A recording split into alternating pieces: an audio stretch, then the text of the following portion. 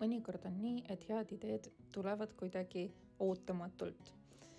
Nendel pikkadel sõidupäevadel olen ma reeglina läinud magama õhtu kella 8 ajal, mis on ilmselgelt liiga vara, sest enamasti ma lähen kodus kuskil 11-12 paiku. Aga sõidust on suur väsimus ja siis on täiesti loomulik, et ma ärkan üles ööse 3 ajal. Ja nii juhtus ka seekord, olles ületanud piiri, jäänud piiri juurde tanklasse, ärkasin ma üles ööse 3 ajal ja hakkasin ajaviiteks siis bookingut sirvima. Ma isegi ei tea, miks ma lihtsalt hakkasin. Ja siis jäi silma seesama hotell, Le Centre, või ma ei tea, kuidas seda hääldatakse, 28 €. Oma tuba, koera võib kaasa võtta. Kõik tundus ideaalne. Loomulikult ma kohe bookisin ära 28 € üks päev. Miks mitte? Hommikusöök on ka, see on 5,80 ja see ei ole see tatrapudru, see on jätkuvalt minu tatrapudru, õnneks viimane portsjon. Nii et loomulikult ma pakkisin hommikul ennast ja koera kokku ja sõitsime 16 kilomeetrit tagasi, et jõuda hotellini Prantsusmaal. See on siis piirilinnas. Ja mul õnnestus ennast sisse bookida ka hommiku kella 9 ajal, muidu ametlikult oli kell 3, et kohe võeti nagu nii-öelda juttu. Ja hotellis oli juba üks koer ees, mis oli hästi vahva, et administraatori laual oli suur hundikoer, lihtsalt vabalt ilma igasugu rihma ja millegit, aga ta oli nii dresseeritud ja tuuker oli pikast trepist ronimisest nii väsinud, et midagi ei juhtunud. Hotelli jõudes me mõlemad tuukriga keerasime kohe magama, ärkasime 1 ajal ja siis läksime pikale jalutuskäigule, et juba sõites oli mulle jäänud silma üks jõgi ja ma läksin siis seda otsima ja siis leidsimegi üles ja seal oli väga mõnus jalutada. Tuuker sai ka üle 4 päeva omale korraliku jalutuspäeva. Et oli palju nuuskimist ja oli ka teisi koeri, mis tegi asja põnevamaks, aga mingit intsidenti ei juhtunud, et tuuker reageerib ainult isastele koertele, kuna ta ise on isane, et teistest tal on täiesti suva, et lihtsalt liputab saba, aga üldiselt nagu väga huvi asja vastu ei tunne. Peale jalutuskäiku siis sai veel linnas mööda tänavaid uidatud ja siis ma mõtlesin, et seda pikka maa läbisõitmist tuleb ikkagi tähistada ja hakkasin toidupoodi otsima, aga kuna ma ei tahtnud autoga kuskile sõita, sest siin parkida nagu väga ei ole kuhugi, siis läksin siia samma Spari, mis on hotelli juures, mis ei ole üldse mitte odav toidupood. Ja siis ostsin sealt 11 endale õhtuks snäkiks, et vast toidukorvi kallimad osad olid veiniklaas, mis oli 2,50 ja juust, mis oli peaaegu 4 ja vein, mis oli peaaegu 4, arvestades seda, et tegu on väikse pudeliga, mitte suure pudeliga. Siis ülejäänud asjad olid tegelikult soodsad, ülejäänud asjad jäid sinna mingi euro kanti ja kokku läks mul 19 €, et oli siuke mõnus õhtune snäkkide nosimine. Linnakeses turiste eriti ei ole, kuna on madal hooaeg.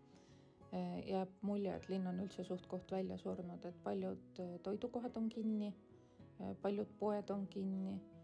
Võib-olla nädala lõppudel nad on lahti või siin on mingi oma süsteem, aga kindlasti kõrghooajal ma arvan, et see linnake kihab. Sooja oli 5 kraadi, tundub justkui nagu hästi, aga külm tuul oli niiviisi, et ikka kõik vatid pidid seljas olema ja kohati oleks väikseid kindaid ka tahtnud. Et ei olnud teab mis soe, aga päike tegi palju rõõmu. Hommikul oli vahva ka see, et linnakesse sõites ja piiri ületades pidasid mind korduvalt kinni politseinikud. Piiril peeti kinni ja siis peeti ka Prantsusmaal kinni ringteel. Piiril ka nagu vaadati lihtsalt autosse, dokumente ei küsitud, mis oli väga, väga üllatav. Aga nad nägid koera ja siis nad nagu kohe mulle tundus, et leebusid. Siis jõudsin ringteele ja ringtee peal olid motopolitseinikud, 3 tükki, pidasid ka mu kinni ja sama lugu, et nägid koera ja kohe nagu huvi kadus igasugune minu vastu. Et ma küll seletasin, et mis ma nagu teen, et nad küsisid, et kus sa tuled ja ma siis ütlen, et et ma tulen nagu Hispaaniast, aga tegelikult ma tulen nagu Eestist, et tegelikult ma nagu läksin Eestist Hispaaniasse, siis ma olin öö Hispaanias ja siis ma nüüd tulen 24 tunniks Prantsusmaale ja siis ma lähen jälle tagasi Hispaaniasse. Et meil oli nagu seda lugu kuulata päris lõbus. Aga mulle jäi mulje nendest mõlemast juhust umbes nagu, et vaadatakse, sest nad vaatavad autosse sisse ja nad vaatavad, mis toimub tagapingi peal. Noh, ja siis seal kahe istme vahel on ju, vaatab kohe neile takker vastu niiviisi rõõmsalt. Et mulle tundub, et koer nagu kohe kuidagi võtab mingisuguse, pinge ei ole õige, aga ta võtab nagu midagi maha. Võib-olla kui mul oleks mingisugune bulldog või mingi äge sõjakoer olnud, võib-olla siis oleks teistsugune reaktsioon olnud. Seal jõe ääres jalutades ka erinevad koeraomanikud hakkasid kohe nagu rääkima, aga nad kõik kõnelesid prantsuse keeles ja ma ei räägi selles keeles kohe mitte ühtegi sõna, et okei, aitäh ja tere suudan öelda, aga sellega asi nagu piirdub. Et kõik olid hästi sõbralikud ja see oli nii vahva kuidagi. Aga ma ei tea, koeraomanikega vist ongi niiviisi, et kui saadakse kokku, siis vahetatakse kolm sõna. Igatahes antud väike spontaanne peatus Prantsusmaal imearmsas hotellis oli igati õigustatud. Et teinekordki tasub niiviisi spontaanselt toimetada ja ma oleks võinud iseenesest minna edasi ka Hispaania poole, aga tol hommikul mul oli sõitmisest lihtsalt nii villand, et ma teadsin, et ma ei taha. Ma tahan teha ühte sõiduvaba päeva ja see 16 kilomeetrit tunduski sel päeval olevat kõik, mis ma nagu sõitma olen nõus ja mitte kilomeetritki rohkem. Et jah, teine asi veel, mis tegelikult juhtus, oli ka see, et mul oli selleks hetkeks 2 päeva juba tõsiselt valutanud parem käsi.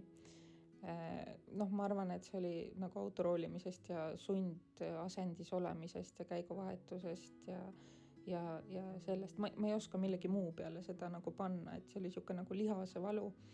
Et juba 3. päeval oli mul niiviisi, et mul oli käikusid oli väga valus vahetada ja siis ma õhtu masseerisin kätt ja ma ei jäänud magama ja niiviisi, et ma lükkasin endale veel valuvaigisti sisse ja 4. päeval oli ka ikkagi valus, aga mitte enam nii hull. Nii et see oli ka üks oluline põhjus, miks ma otsustasin, et 5. päeval ma ei sõida, vaid ma lasen käel lihtsalt olla ja nüüd kus ma olen päev otsa nii-öelda roolivaba olnud, mul käsi on korras. Võib-olla ma magasin ta kuidagi ära, aga ma ise arvan, et see on sõitmisest ja sellest nii-öelda sundasendist. Kuna ma olen ka varem sõitnud pikka distantsi ja niiviisi 1000+ kilomeetrit Tiroolis olnud, siis enamasti mul lööb kuklasse, lööb pinge ja valu ja õlgadesse. Aga sel korral seda ei juhtunud, et kuidagi osutus käsi nõrgimaks lüliks. Aga jah, nii ta oli.